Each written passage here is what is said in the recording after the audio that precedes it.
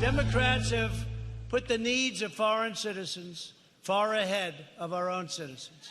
Nowhere in this world is there anything like what's happening with immigration, how bad it is. You can't say you love our country if you want to destroy it through open borders. Open borders are a disaster. Human trafficking. The top issues that President Trump is running on. We brought in this morning to our live audience Jay Johnson, former DHS Secretary under President Obama. It's a real pleasure to have you, sir. Thanks for having me back. Will you explain the dynamic, how things have changed from when you were at the Department of Homeland Security to where we are now with regard to what's going on our southern border? Well, the numbers we're seeing lately, 100,000 a month, 144,000 a month, are multiples of anything we saw on my watch. My second year in office was the second lowest number of apprehensions on our southern border, and apprehensions are an indicator of total attempts across the border. Second lowest number since 1972. And that's through smart investments in border security and smart enforcement, frankly. And it's simply unfathomable to me to see the numbers we're seeing today. And the solutions, Steve, require bipartisan effort on behalf of the president and the Congress to really fix this problem, and it can't be done overnight. What do you make of the congresswomen, the four, that are saying they wanted to abolish your agency, Homeland Security? If you don't like the policy, you change the policy. If you don't like the leaders who promulgate the policy, you change the leaders. But you don't abolish the agency. During the Vietnam War, which many people here will remember, was a very difficult time. People opposed the Vietnam War, but no one suggested we abolish the entire Department of Defense. Gotcha. So getting rid of Homeland Security, which was created after 9/11, you see would be a big mistake. Let's talk about what's happening at the border now. People want to point fingers and blame. So when you saw the facilities and you saw those people who are being held and how they're being held, as a person that used to have that as a job description, what were you thinking? Brian, when I was in office, I probably visited the southern border in 3 years 12 times. And I'd go to the holding centers, and I'd always make a point of simply talking to the families, talking to the kids, going into the fenced areas, some would call them cages, and ask the kids, why did you come here? I wanted to understand the root of the problem. Why did you come here? And very often it was, the gangs were going to kill me. My mother sent me here for a better life because I was going to have to join the gang. And so we have to address this problem at the source. You have to address the powerful push factors that motivate people to flee a burning building in the first place. And we started on that in the last administration, and the numbers have been going the wrong way, and President Trump suspended the aid entirely. That's the exact wrong thing to do, in my opinion. Well, one of the things that is fueling so many people trying to get into the country is now they're using one of the loopholes where if you come with a child, you get 20 days on the clock, and then for the most part, in many cases, you're able to become invisible somewhere in the fabric of America because they release you. And there are ways, Steve, of working with the Congress in a bipartisan fashion to more effectively deal with this problem. Where we are right now, frankly, is a standoff, and frankly, I blame the president, principally, for his rhetoric. You cannot pour arsenic into a well and then get angry at Democrats for refusing to drink from it. In what way? In what way do you use that analogy? Because he said build the wall? The tweets. Brian, the tweets. Congress is the co-equal branch of government. And to get anything done in this space, you have to do so in a bipartisan way. And so the relationship between the president, the Congress, is critical to getting anything done. And I worked with a Republican House for 3 years. I worked with a Republican Senate They worked for 2 with years. you. To get the people's business done, you have to work effectively with Congress and not pour gasoline all over the relationship. Jay, I'm curious. We do this story all the time, and decades ago, most these detention centers were built for men. Now, if you look at these detention centers, it's women and children, families, some men bringing kids that aren't even theirs.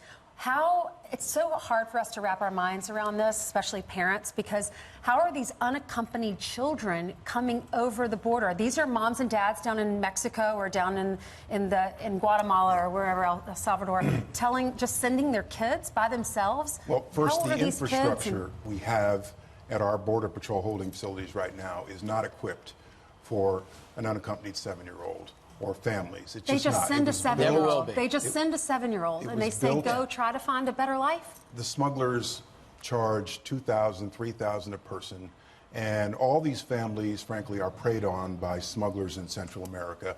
And the messaging is always, go now. President Trump says he's going to shut the border to create a frenzy atmosphere in Central America to encourage them to come up here. And I also, you said that you talked to them and they want to get away from the gangs. I had a chance to talk to them about 3 weeks ago, and they said there's ads on television, come to America, almost Yes. an offer, and they could stop that. And that's the frustration the president has. These governments are doing nothing, and we're giving them a blank check. So he said, as leverage, I'm going to take that money back until I see some action. Meanwhile, we did find a soundbite that I think you can relate to. The President of the United States, the former President of the United States that you work for, talking about refugees. And as much as he has a big heart for them, he understands there's rules to come here. Listen to President Obama. Under U.S. law, we admit a certain number of refugees from all around the world based on some fairly narrow criteria.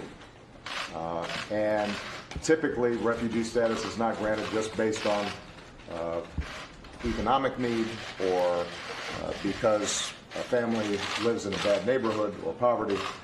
And those are still the rules. Those are still the rules. And again, you have to work with Congress. You have to work with Congress if there's to be any change in asylum law. I don't understand how the executive action that was announced a couple of days ago is consistent with U.S. law. That'll be in the courts.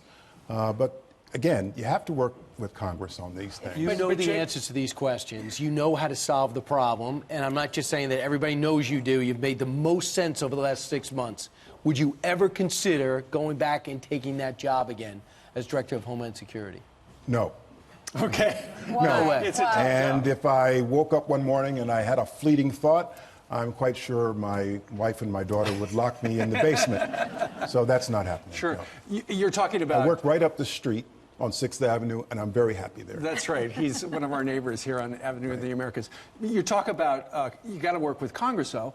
You know, I remember when George W. Bush tried to get it through comprehensive immigration reform Yes. through his Congress. Yes. Did not work. And we got it through the Senate in 2013. Exactly. You get closer, but you never get there.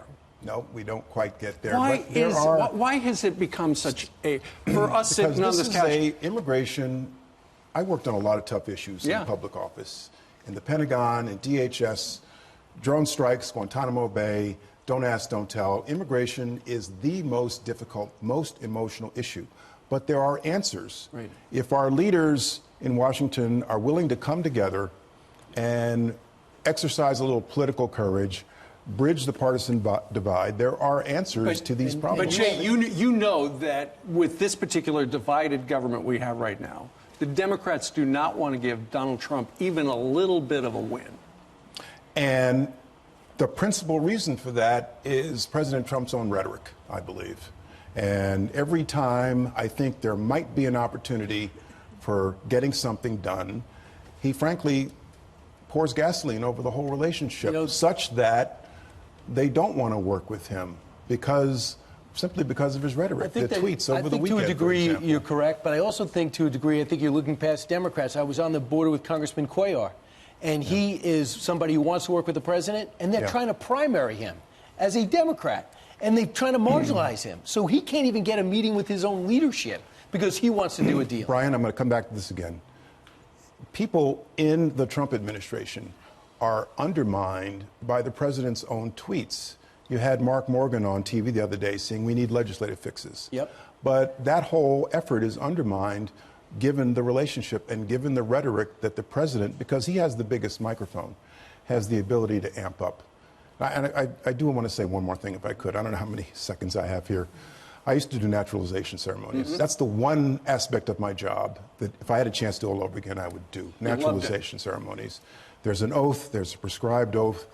There are certain words the applicant has to say, and at the end of it, I'd always tell them the same thing.